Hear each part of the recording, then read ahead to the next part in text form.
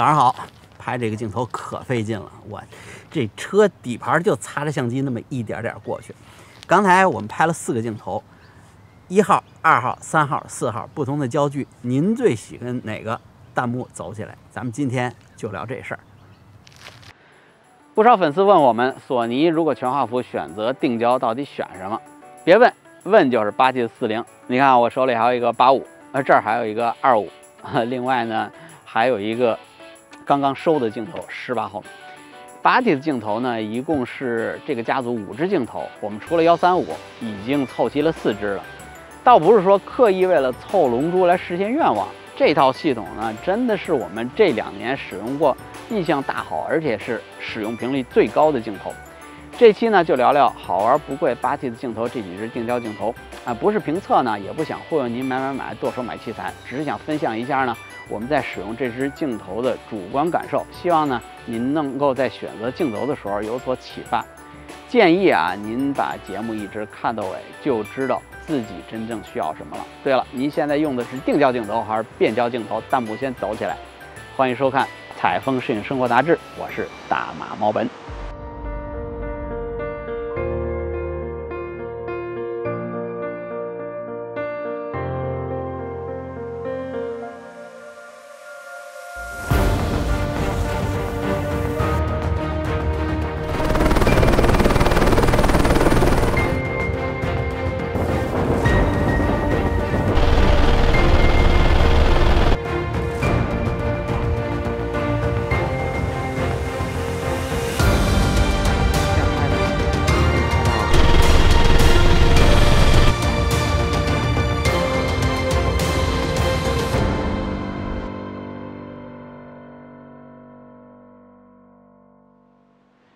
说的这几支镜头不贵啊，您别误解我的意思，不是说全新的价格，是这几支镜头啊，我们除了18毫米这支以外呢，其他都是闲鱼来闲鱼走的二手镜头。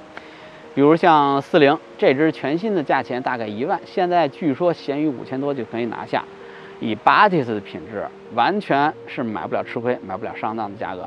当然了，新的80镜头也真的价格是不便宜，特别是如果您对比参数来看，像这支25毫米 f2 的镜头跟24毫米 G Master 1.4光圈差了1倍，但是价格几乎是一模一样。因为当年索尼的一口专业镜头 G Master 没有形成建制，索尼呢就是靠着85、25还有18这几支让蔡司专门为索尼一口设计的镜头呢，来支撑专业用户的这个场面。这不是最后索尼才出了规格比得更高、价格比得更怪的这个85和24毫米 G Master， 还有走轻巧路线的85毫米 1.8这些镜头。为啥我们选择了80的系列？我们还想再坦诚一点啊，就是因为二手价钱便宜。这几支镜头的锐度和画质啊，谁用谁知道。定焦呢，锐度就不用说了，而且蔡司 T 型的镀膜可以说用起来放心，要细节有细节，要颜色有颜色。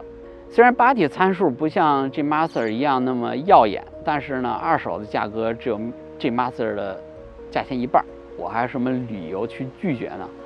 啊，当然了，肯定有人猜这个选择80的还是因为蔡司这个名字和蓝色小蓝标这个情节。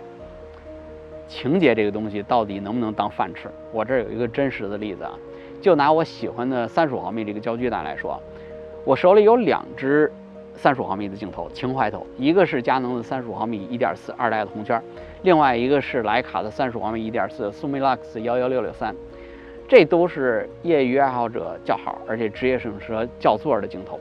二手上市场上很难看到这2支镜头的踪影呢，也能够是一个例证，就说明使用它的人都不会轻易出手，因为太好了。即使呢有人出手呢，因为是硬通货，也马上被秒掉。这2支镜头无论是品质还是拿在手里盘着，都能代表这2个品牌的最高水准，这大家没有异议吧？但是你看真用起来的时候，我现在随便抄起来的还是这支8740，那究竟是为什么呢？这里是南大西洋，离南乔治亚岛1100公里。这里是塔斯曼冰川，这里冰盖的厚度是300米。我记得那天早上我是第一个起床，等到了金灿灿的日出，飘在四下空荡荡的大洋中间，心里想着是离家1万多公里的那一丁点儿小挂念。还有前面近20天未知形成的忐忑和一点小兴奋。我已经想不起登山向导的名字，但是我记着他曾经15次登顶库克雪山的记录，还有他身上那件已经有点洗得褪色的红色狼爪软壳外套，在蓝天下格外显眼。旅行就是这样，带回来成百计的视频和几千张照片，但是能一直记住的就是那几个画面。声音、颜色、味道触发我们的记忆开关，让我们再次身临其境。巴厘岛圣库珀瀑布，我只记得当时踩着红棕色细腻的泥浆下到瀑布底部，还有瀑布巨大的声浪，让我们面对面都听不清对方的讲话。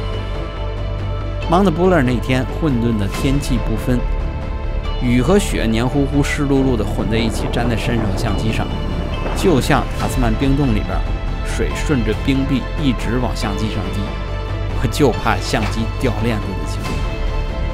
看到这些画面，我身上冷飕飕的记忆又回来了。我们需要用相机来帮我们记录画面和色彩，但是我不需要是那种刻意讨好的色彩，也不喜欢所谓冷冰冰的中式还原。我希望在看到照片的一瞬间，心里想，没错，当时就这样。我选择巴蒂斯基本有几个原因，咱们接下来是按照重要度来排名，绝对分先后。第一个呢，就是体积小巧，重量轻，这是首要的原因。画质呢，其实高画质的定焦不难找，但是呢，能把体积做得这么可心的并不多。你看，佳能和索尼的35-1.4都是大家伙，出门拍照，尤其是旅行，定焦基本上都是锦上添花的补充，偶尔用之。但呢，不能让它把这个有限的负重里边反客为主，对不对？巴蒂斯全系列呢，全重每只镜头大概都是300-400克，85更是轻到只有原厂85 1.4重量的一半，体积小巧的跟40毫米一样。出去旅行，在酒店里边，餐厅吃饭，随手带上就把照片拍了，多好！而且呢，巴蒂斯镜头呢，如果用于视频拍摄，全系包括85。都能上稳定器，省下的重量你都可以在机顶上装个麦克风，音质和画质的问题全解决了。第二一点呢，就是做工扎实，全天候。2次去南极，一次带着25毫米，另外一次呢是带着40毫米。我现在回去得找我的三脚架了。在新西兰那个冰天雪地里边爬冰川，也是带的巴蒂斯25，就是因为它结实。这个轻巧的机身呢，居然用的是全金属的外壳，摸起来是冷冰冰的，而且非常坚固，完全不怕磕碰。其实我有点怀疑蔡司的设计人员是不是对这个镜头的现代感这词儿的认识有点过。巴蒂斯镜头从之前的传统机械的外观一下来个大转弯，玩起来这个曲线的设计，从镜身一直到遮光罩。第一次呢觉得有点吃藕，但是习惯了之后呢，摸起来还是挺顺滑的。它也是第一个使用 OLED。这种显示镜头信息的，这个对焦距离可以直接精确到厘米。当然了，除了40毫米镜头以外呢，镜头上没有多余的开关按键，也减少了出故障的可能性。别的不说啊，就在去巴厘岛的时候，那个瀑布下边像洗澡一样拍摄镜头，也就是巴蒂斯了。巴蒂斯密封圈是我用过所有镜头里边最厚实的，用了这么多年没有任何的松动，在拧的时候还需要紧紧的拧上。这也是让人觉得特别的可靠。第三点就是蔡司的味道，我就知道啊，有人说这事儿又开始玄学。其实蔡司那种独特的色彩表现呢，有人觉得，哎呀，这玩意儿后期拉了曲线就完了嘛。其实我知道色彩这东西不能量化，而且呢，您的显示设备跟我的不一样，而且人和人之间对于色彩的感知也是有差别的。这个呢，也许就是我自己主观臆断啊。蔡司、巴蒂斯这几支镜头对于色彩的表达是那种浓，但是又不厚重又不油腻。然后呢，反应像红色、黄色这种暖色的时候呢，不是躁动，而是让人感觉的是特别的温暖。蓝色呢，又是特别的扎实，特别通透。哎，这可能真的是我的主观，或者有人说，哎，你在后期HSL 拉了曲线就能解决的事儿。但是这种色彩的感觉，我在其他索尼镜头上真的是没有感觉到。唯一感觉到这种色彩感觉呢，就是佳能上一代的35毫米1.4。除了上面说的体积小、重量轻，而且呢有独特的色彩味道呢，对焦速度几乎跟原厂的镜头一样放心，就让我觉得8T这几支镜头呢，一个字儿，舒服。为什么选了这4支镜头？其实它分别有各自的特点和擅长的领域，每支镜头呢有独立的个性或者说属性，咱们一个一个来说。先说是85，商业属性，拍人像和拍摄物品特写最适合的一支。但是如果只是用它来拍摄商业呢，这是委屈了它的能力。这支镜头呢，长焦的视角，而且呢是带光学防抖，而且体积小，跟40毫米定焦一样，非常的隐蔽。把它用来街拍，拍摄时候呢，不像其他广角一样要离近了拍，有那么强的一个侵略性，而且利用它一流的对焦速度，基本上抬起手对焦，咔嚓一下就可以远远的把人像最自然的状态给记录下来。呀，老爸，过来要吃的啦！40毫米生活属性，这个之前这支镜头我们夸奖太多了，不想再多说了。之前你可以看看我们的节目，怎么利用一支40毫米的镜头去旅行。拍摄题材方面，它是多面手，这是最接近自然的一个视角，也是我常年挂机，也是推荐新手使用的一支镜头。25毫米视频属性，它的画面其实跟40毫米非常的接近，而且是一支很生活的镜头，但是区别就是它视角更广。我们测试25毫米跟索尼24毫米的视野几乎一样。如果你常年使用2470或者24105广角那一端，您可以考虑用这支25毫米来取代。这也是几支镜头里边最轻巧的一支，可以放在稳定器上使用。如果在全画幅和 Super 3:5之间切换呢，正好是覆盖25毫米和37.5毫米，这个覆盖全景还有中景，所以拍视频这是首选。18毫米任何表达空间题材内容、旅行环境介绍都可以使用这支镜头。这是最后入手的镜头，有一个原因就是 A7C 有内置陀螺仪，这事儿呢在官网上都没有说，可以用数据增稳。A7C 增加了陀螺仪的功能，然后你把相机的防抖关掉以后，你会发现画面巨抖。但是这时候不用担心，神奇的事情就能发生。稳定器这个东西好用，但是稳定器这东西不是什么时候都能用。比如下边这个场景，澳洲什么东西，动物最凶猛，袋鼠啊。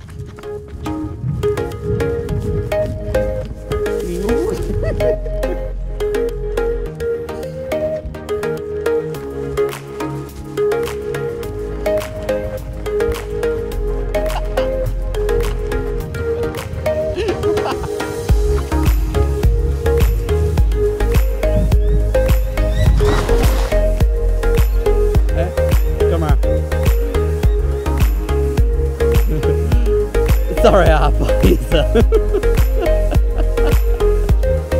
好意思吗你？Sorry， 我真不是故意。Sorry。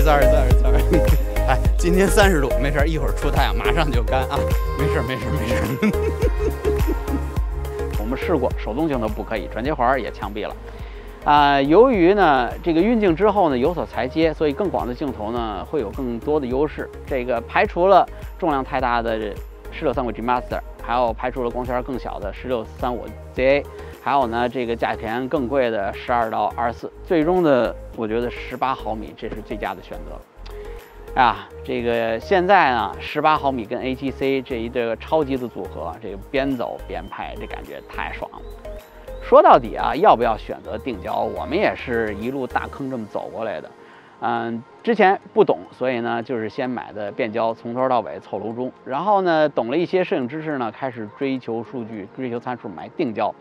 最后呢，无为而治，然后呢，选择自己适合的镜头。整个过程呢，我觉得比找女朋友还难。你看啊，现在变焦的锐度和变焦的大光圈不输给现在的定焦镜头，而且呢，定焦镜头能够完成的构图，变焦镜头也一定能完成。那何必现在作践自己，非要选择定焦呢？首先，如果您拍摄的是那种一生一次陌生环境的题材，我建议你使用变焦，拍下来才是最重要的。先把这个图像留下来。但是反过来，如果你拍摄那种慢慢拍，经常自己会去的地方，而且呢这个题材又不是那么生死攸关，您呢就可以尝试用定焦慢慢拍。用定焦镜头呢，可以培养您对镜头的空间感，还有这个距离感。这样的话，在拍摄题材的时候用熟了，拿起来抬手10拿9稳，这个错不了。以后呢，定焦镜头用熟了，变焦镜头也一样可以上了一个台阶儿。那现在18、24、40、85这几支镜头，您自己会选择哪支镜焦呢？请在弹幕里边留言。如果大家对于这几支镜头有什么问题的话，可以在评论下方跟我们互动。好了，感谢收看本期的节目，我是大马毛本，咱们下期再见。